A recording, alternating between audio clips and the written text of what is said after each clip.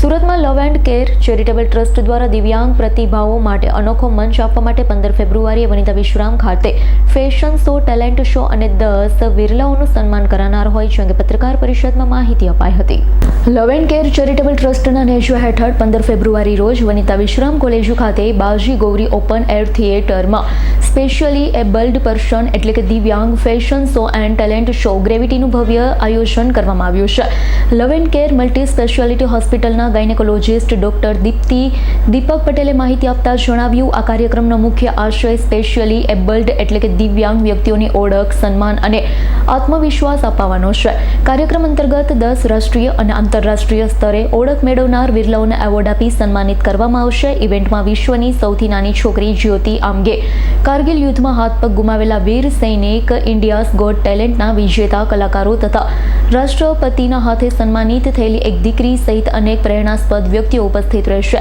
Fashion શોમાં સુરતની special અને મેન્ટલી ચેલેન્જડ સ્કૂલોના અંદાજે 50 થી 60 બાળકો ખાસ ડિઝાઇન કરેલા વસ્ત્રમાં રેમ્પ વોક કરશે. ટેલેન્ટ શોમાં 2 ફૂટની નાની બાળકીનું નૃત્ય પ્રદર્શન, હાથ વગરની દીકરી દ્વારા મોઢા અને પગથી મહેંદીની કળા, પગથી ચિત્ર બનાવતો યુવાન અને દિવ્યાંગ બોડી બિલ્ડર્સના પ્રદર્શન જેવી અનોખી રજૂઆત રહેશે. એક દિવ્યાંગ યુવાન દ્વારા ટૂસ પર ચડી તિરંગો લહેરાવવાની વિશેષ ક્ષણ પર કાર્યક્રમનું આકર્ષણ બનશે.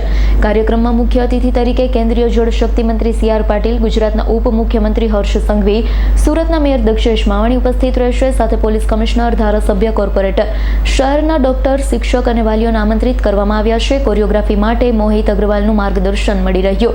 કોસ્ટ્યુમ ડિઝાઇનિંગમાં ફેશન ઇન્સ્ટિટ્યૂટના વિદ્યાર્થી, શિક્ષકો તથા આલિયા ફેશન શોનો સહયોગ છે. કાર્યક્રમનો મુખ્ય હેતુ માત્ર મનોરંજન નહીં પરંતુ પ્રેરણા, સામાજિક જવાબદારી અને દિવ્યાંગ કલાકારોને રોજગારીની નવી તકો આપવાનો છે. આયોજકોને આત્મવિશ્વાસ છે કે આ પહેલ સમાજમાં સકારાત્મક સંદેશ ફેલાવશે. Dipti Patel, gynaecologist from love and care hospital.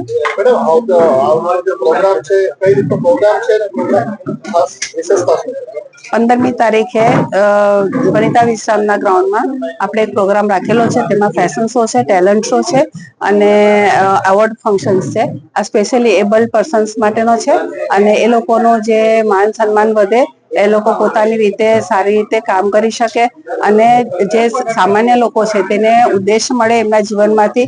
નાની નાની વસ્તુમાં આપણે નાસીપાસ થઈ જતા હોય છે, એમાંથી આપણે બહાર આવીએ એવા એક ઉદ્દેશથી અમે આ કામ કરી રહેલા છે.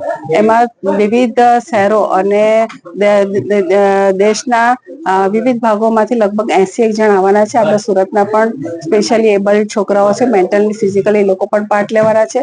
ફેશન શો થવાનો છે, એમાં અમે અહીંયા એમ લોકોના કપડા, સ્પેશિયલ કોસ્ટ્યુમ્સ તૈયાર કરેલા છે, એમને ગિફ્ટ આપવાના છે. અને આમાં અમે કોઈ લોકો પાસે ચાર્જીસ કે ફીસ કે કોઈ રજીસ્ટ્રેશન ચાર્જીસ લીધેલો નથી. આ અમારો એક ખાલી ને ખાલી સ્પેશિયલી એબલ બાળકો માટેનો પ્રેમ અને એ લોકોના મોટિવેશન માટેનો પ્રોગ્રામ છે. Bureau report, S9 news, Surat. અમારી તમામ માહિતીથી અપડેટ રહેવા માટે જોડાયેલા રહો S9 ન્યૂઝ સાથે.